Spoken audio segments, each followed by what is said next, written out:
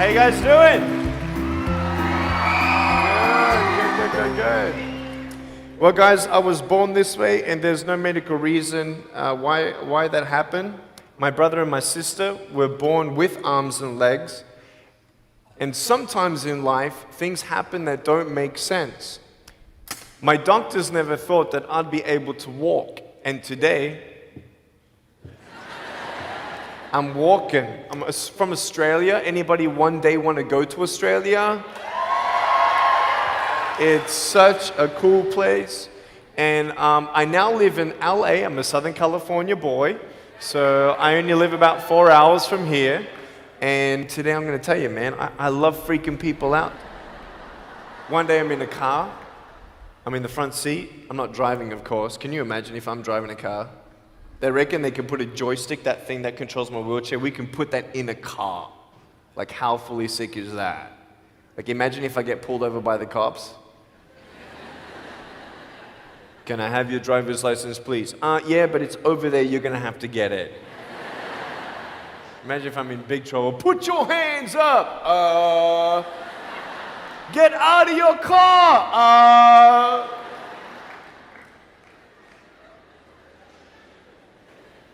So I'm in the front passenger seat, we're at the traffic lights, and this car comes up next to us, and this girl's looking at me. And I'm looking at her, she's looking at me, I'm looking at her, she's looking at me, I'm looking at her. All she sees is my head, right? She has no idea that I have no arms, no legs. So I'm thinking, cool. I'm gonna freak you out. So I get the seatbelt in my mouth, and I loosen it like this, so then I can freely move. And she's looking at me like, why are you eating your seatbelt? So I pull it, the belt is loose, I can move. Now she's looking at me, full 100% attention and focus. Now just imagine all you see is my head, all right? You might want to put up your hand up to your face to cut off the rest of my body, all right? So you can really see the effect. So just, that's it, exactly. Here we go, ready? I just did this.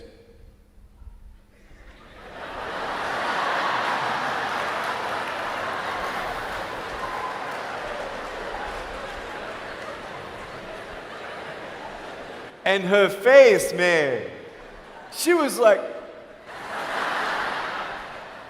she nearly ran the red light, man. It was so good.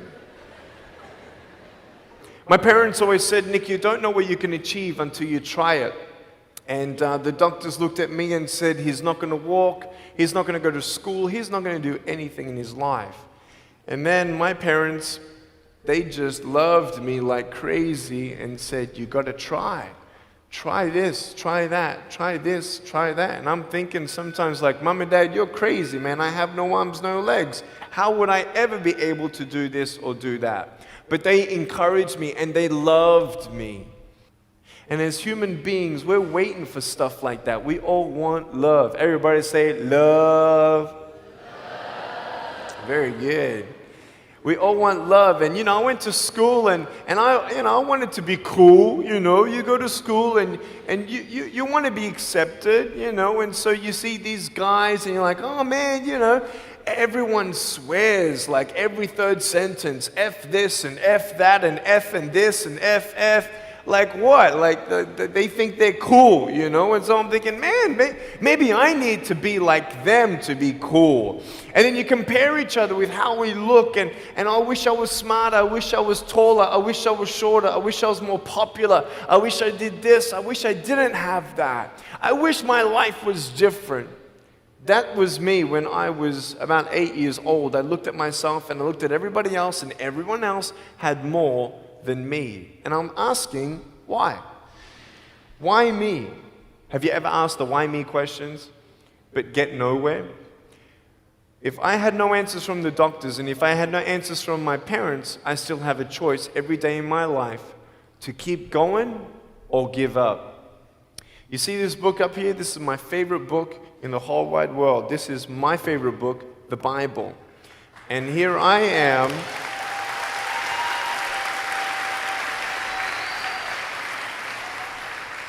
And here I am, and for me, that's my full potential in all that I can be here on earth. And so encouragement takes me closer to all that I can be, and discouragement takes me away. You see, it only takes 3 seconds for someone to tease me when I was at school and just say, you're ugly. You can't do this and you can't do that. And some of you thinking like, man, seriously? You had kids picking on you? Like, how heartless are those kids? Picking on me with no limbs? Like, you would probably say, well, I'm not that bad. I wouldn't pick on a kid with no limbs. But why would you pick on anyone? Well, because it's fun. It's just culture. Okay, we'll get to that. But for me facing all that stuff, I'm getting these seeds. Everybody say seeds. S-E-E-D-S, seeds. Have you seen the pictures of the sequoia reds up here in California? These huge trees. Like some of the trunks could be as nearly big as this room. I've seen those photos where they've actually dug out a tunnel in a trunk of a tree. You can drive a full-size SUV right through it. That all started with a little seed. If you leave a seed of lies in your heart and in your mind and you don't know the truth, if you don't know the truth, you will die with the lie. I started dying because I started believing what I was told. I want you to know the 3 things that I needed to come to in my life is the truth of my value, the truth of my purpose, and the truth of my destiny. I want you to know something. In our mind, we put ourselves down all the time. I want to ask you today, do you think I'm cool enough to be your friend? But I don't swear, I don't use the F-bomb. Am I still cool enough to be your friend? But I don't tease people. Am I still cool enough to be your friend? But I have no arms, no legs. Seriously.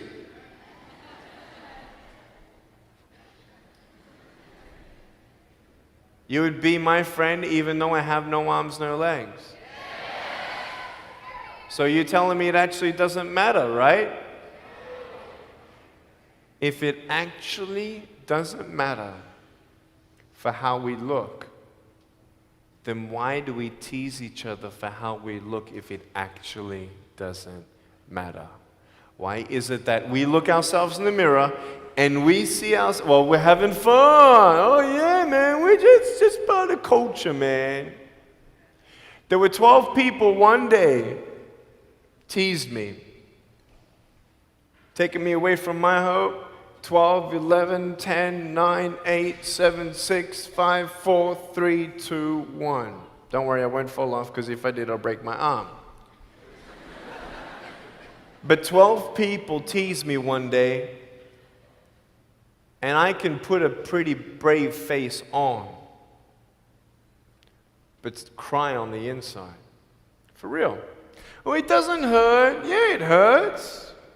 There was this one bully. I became his target for 3 weeks. And every time I go by him, I was 13, he was 17. I was in my chair. I'm only 4'9" in my other chair, my old chair. He's like 6 something, so he's huge, right? So I'm looking up at him, and every time I go by him, he's like, hey, there's Nick. He has no... And you can imagine what he said. And I'm like, what's his problem, man? So I tried to avoid him, and I was so embarrassed. He would say it really loud, and everybody would be looking, and some would be laughing. I'm like, what is this guy's problem, man? So one day, after 3 weeks, I went up to him, and I said, hey. He's like, hey. I said, can you please stop it? He said, stop what? I said, stop teasing me. He said, what are you talking about? I said, every time I walk by, you say that stuff. He's like, what stuff? He didn't know how to take me on. So I'm looking at him and said, no, man. Every time I walk by, you say exactly this, and I want you to stop. I forgive you, but stop it. He's like, oh, is that hurting you? Now, I could have said, nah. Or I could have said, yeah. It takes a level of humility to actually say, actually, I don't like that. It's killing me. And I said, yeah, it's hurting me. He said, all right, I'm sorry, man. I was just, playing around. He said, give me a hug. He said, what? I said, give me a hug. He was like, all right. So I gave him a hug. I'm a hugging machine.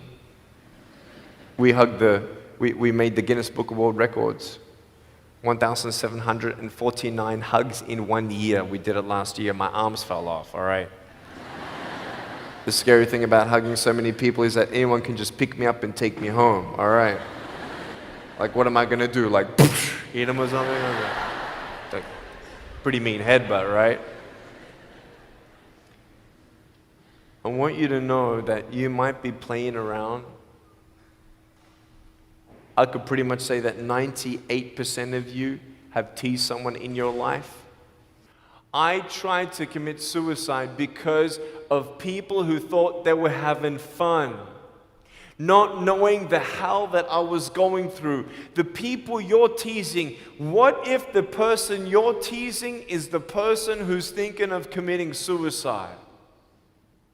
What if the person you're teasing is the one who's tried to commit suicide, who hates their life because of you? You don't know if the person you are teasing is the son or daughter of a drunk at home getting abused. And all they need is someone like you to keep on pushing them this way. We need hope. So find something else to do. Find positive things in your own life. I don't care about how you look. I will never, ever, ever tease you. I will never tease you. I could tease you. I could be tough. People thinking that bullying is tough. It ain't tough. My wheelchair, this is tough. This thing, man. I'll tell you something. You ready? This wheelchair. This thing's so tough. When my friend built this for me, he said, you're gonna love it. I said, what, does it go fast? He said, no, but it's tough. And I said, well, what do you mean? He said, you'll find out. The torque in these motors at the bottom, at the back, this thing, if someone's holding it, I'm telling you, it can go 90 degrees. I went 80 degrees up. All right? Someone's holding me to make sure I don't tip back. My wife, she loves shopping with me because she just jumps on the back and we go shopping. Like, she just shops and shops because she doesn't drop, right? We just go and do it. It's fun. Now, what I tried one day to do, you'll never believe me, maybe you will, just know that every word that comes out of my mouth is not an exaggeration. One day, I needed to move a car. So I got my wife to put my car, my 66 Chevelle, in neutral. It's a 2.5-ton car, and I backed it back with this thing. Just like this, like nothing. This thing is tough. Guess what? The definition of tough means it's strong. To show your strength, you need to do something that's difficult. I would sound so stupid if I said, hey guys, I got a Matchbox car one day and I got some fishing line and I towed that Matchbox car all around all day. How tough is my BMW? That's stupid. That's the same thing with bullying. You think you're tough? You're trying to show your strength? That's not your strength. Let me come back in 10 years and let me get your anyone have a 3-year-old nephew? Anybody have a 3-year-old nephew? Cool, put your hands down. I will get any one of your 3-year-old nephews, bring them tomorrow night at where I'm speaking, and we're gonna put him up on stage and let me show you how tough I am. We'll get your 3-year-old nephew and we'll put him up here on the table and let me tease him. Let me show you how tough I am. That's what you are. I could pick on you, you biggest bullies. I could pick on anything you like. Any singer, Any music that you like, I could tease you. I could tease your family. I could tease your friends. I could tease about the movies that you think are really cool. I could tease anything about you. I could tease you about your nose, your eyes, your teeth, your chin, your hair, your ears, your elbows, your knees, your whatever, man. I can tease you about anything. It ain't hard, just like you can tease me. You want to know what tough is? Go to the people you teased and say sorry. You want to know what tough is? Go up to the people who still tease you and say, hey, stop it. I forgive you, but please stop it. That's tough. I want you to know something, the truth of who you are. I don't care what job you get. I don't care. I don't care how smart you are, everyone. I don't care. I don't care. I love you and I believe in you. I don't care if you end up being a janitor in this school. I'll tell you why. Because the janitor in my high school inspired me to be a speaker. He changed my life. He said, you should be a speaker. You know what I said? You're crazy. He said, no, really, you need to be a speaker. I said, stop it, man. 4 months later, he twisted my arm, and I said, yes. I spoke in front of 10 people, then another 10, then another 10, then I found myself in front of 300 sophomore students. And 3 minutes into my speech, half the girls were crying, and one girl in the middle of the room started weeping, and she put up her hand and she said, I'm so sorry, can I come up there and give you a hug? And in front of everybody, she came up and she hugged me and she cried on my shoulder and she whispered in this ear, thank you, thank you, thank you. No one's ever told me that they love me. No one's ever told me that I'm beautiful the way that I am. It was because my parents told me that I was beautiful that I'm still here. Some of you don't have those parents, and that's why I'm here. I love you, and you're beautiful just the way you are. Never, ever give up.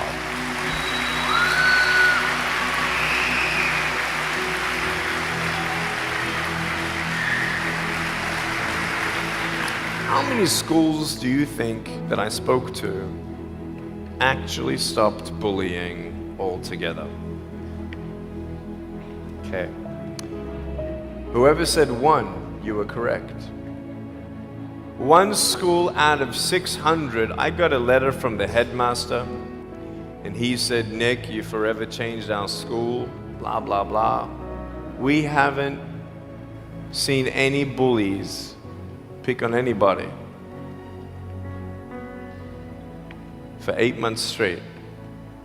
We don't know what happened, but in the best words that I can describe, there's just a new thought in the air that it just ain't cool anymore. It just ain't cool. I want to ask you, what are you going to do? Are you going to continue on at the risk of knowing that in each section, this section right here, 5 people already trying to commit suicide? That section there, 5 people. When you extrapolate it out, what if the person you're teasing is one of those, and you have no idea? Would you find something else to do? So, the change is up to you. If you want to see more love in your school, be love. If 50% of the school come together and say, you know what, it just ain't cool anymore, the people who think it's still cool, every time they look down upon you, I want you to imagine my face looking at you. Because I'm telling you, everyone you're teasing is my brother and my sister. And you're my brother and you're my sister. And I'm asking you to stop. Love yourself a bit more and love each other a lot more.